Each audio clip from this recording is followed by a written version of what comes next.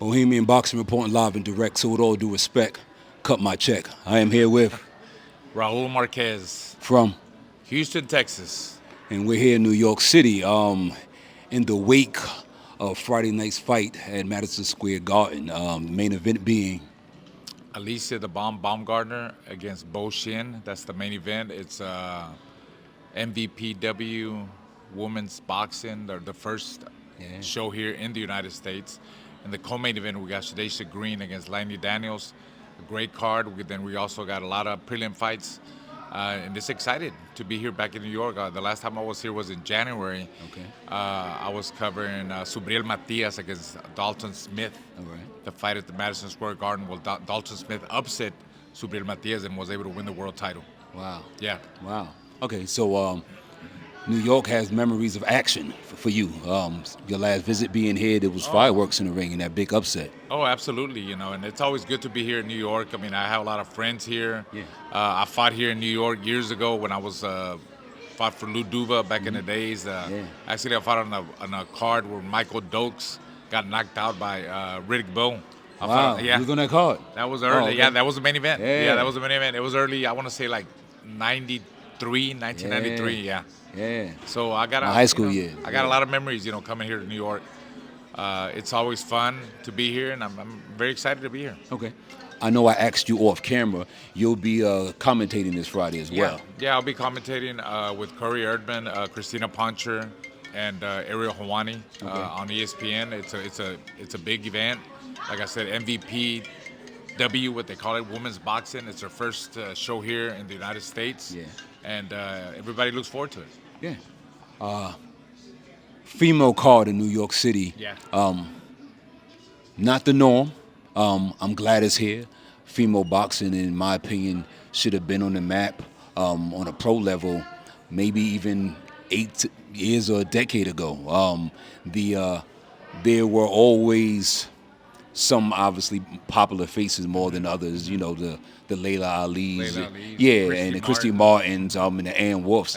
But there was some amateurs coming out of the Olympics and on a smaller weight class, and they could have been pushed to the front line. I think the crowd globally, not just New York, would have been receptive to it. Oh, absolutely. I'm not gonna say I thought about this since I was young, but as boxing, women's boxing grew, and I would watch certain ladies, have such a good jab, or look at that girl look at her footwork, or look how brave she is. She comes forward. She's a good body puncher, and I would always say they gotta have a platform one day for women's boxing, because not only that, there's a lot of women fighting the amateurs too. They have a lot of skills and a lot of talent, and this is the platform to be, because this platform MVPW gives them those opportunities to showcase their skills, their talents. That gives them opportunities even if they lost, even if they've been off for a while, even if they're older. Like Raquel Miller, she's I believe 41, 42 years old. She was off for about 3 or 4 years because her father passed away. She's gonna be fighting on the card. So hey, this is the place to be. MVP. With Jake Paul and those guys. And their MVP is very supportive to the Serrano sisters. And she's also a Bronx, New York native. She's put a great example for women's boxing. Now a lot of the fighters that are on this card and are signed with MVP, they want to be like Amanda Serrano. They want that attention. They want that money too. They want to get paid well. And like I said, this is the platform to be for women's boxing. Yeah, I have someone. I believe she's a 8-time Golden Glove champion named Nisa Rodriguez out of the Bronx, New York. That's someone that I would like to see on the MVP card. If they're not on your radar already, that she should be. Nisa Rodriguez. Yeah, with a record like that, and you said she's got talent, I'm sure they would be interested in looking at her and checking her out. Absolutely. I know we was talking about off camera. I asked you, are you coaching at this time? And you brought up your son. Do you have a female fighter, or would you like one if you don't have one now? Me as a coach, I know I don't have an active one myself right now, but I know I want one. Yeah, actually, I don't. I mean, I only train my son. I'm a very busy person in Houston, besides the broadcasting. I own 2 boxing gyms, Okay. fitness gyms. Yeah. I own some rental properties, and I have growing kids that are. My daughter's 7 and my son's 8. Wow. He plays select baseball, and then my daughter plays soccer. So Your time is spoken for. I'm training my son. I mean, that's all I need. Yeah. I'm pretty busy enough. I don't think I would have time to add somebody to my stable. Understood. Yeah. Yeah. I feel like there's sometimes with my schedule as well. Going back and forth from coaching and broadcasting, Right. it can be a lot.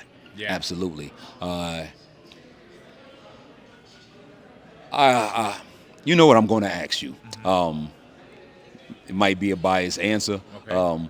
But who we're rooting for. Instead of making a prediction who's going to win or not, who are you rooting for? Well, I think I know, but let me I hear. mean, I'm not really rooting for nobody. I just want, great fights, action fights, and I think there's some kind of pressure, on all these ladies, women that are gonna fight on the card on Friday because it's the first show here in the United States with MVPW.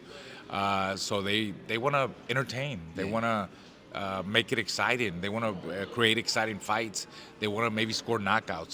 So I think the fight between Alicia the Baumgartner, it's gonna be a good fight. Because it's a clash of styles. The Korean fighter Bo Shin, she's a fighter that's relentless, that Yeah. comes forward, throws a lot Yeah, of she punches. is.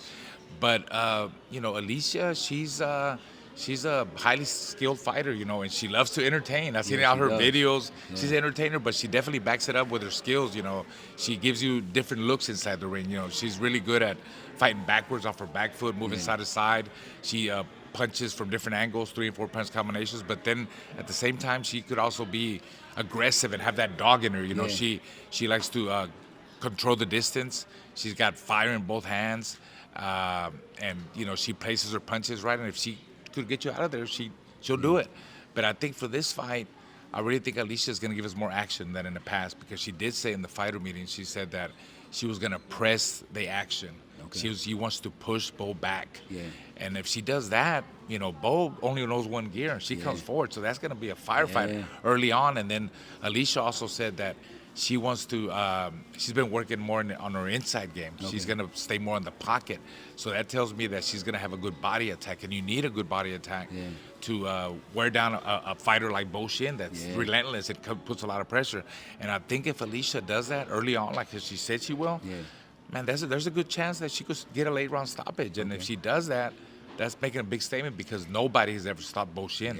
Yeah. She's lost 3 fights, against Caroline Dubois, Yeah. who fought about a week ago, yeah. who beat Terry Harper, who Alicia the Bomb knocked out Terry Yeah. Harper, right? Yeah. So I believe I really believe, we're fighters, and Yeah. Alicia's a fighter.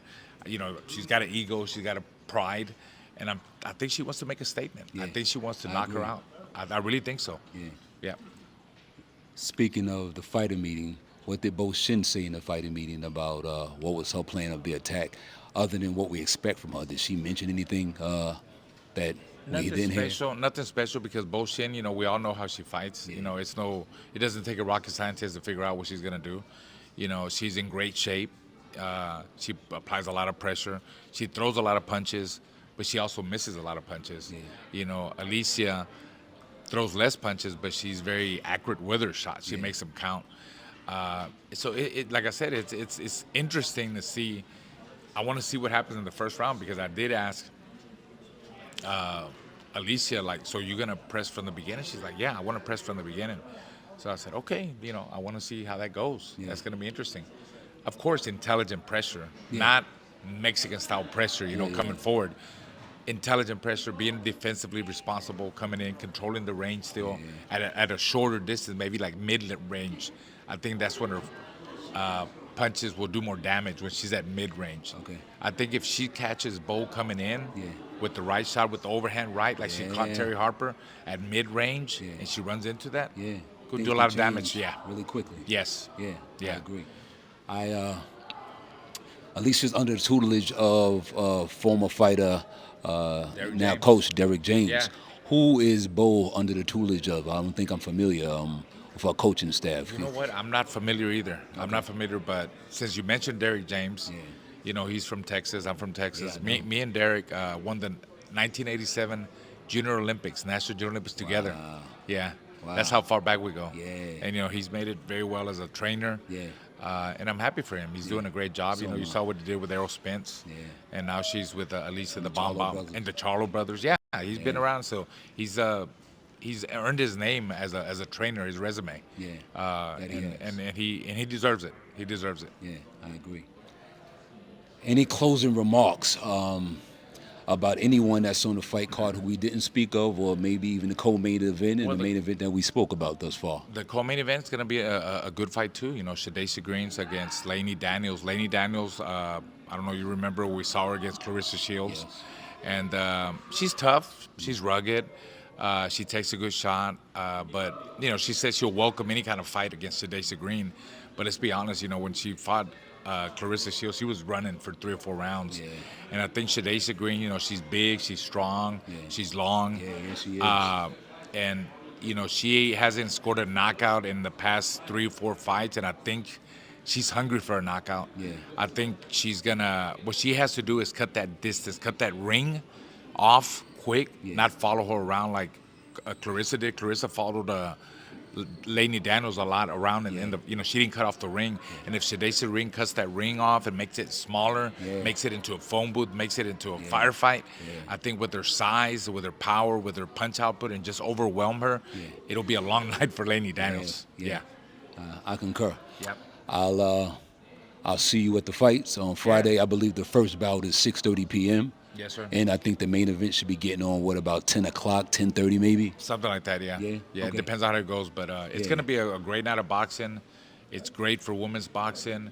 We're going to have some guy fights on there too, not just the girls, but the main, the prelims, but the main, they're focusing a lot on women's boxing, and this is great, because the Bomb, she puts on a show, man. She's a spectacle. I mean, she comes out with different outfits. Yeah. She's gonna come out with her music. I don't know what's gonna happen there. She wants the big fights. We've been hearing her say she wants Amanda Serrano. Yeah. She wants Katie Taylor. Yeah. There's a lot of talk about her fighting Caroline Dubois, but she feels like Caroline Dubois hasn't earned that spot yet. She's got to, and I understand, and I think if the Bomb goes out there and knocks out Bo Shin, she has a right to call her shots and who she wants to fight, because nobody's ever done that. And Caroline Dubois just went 12 rounds or the distance with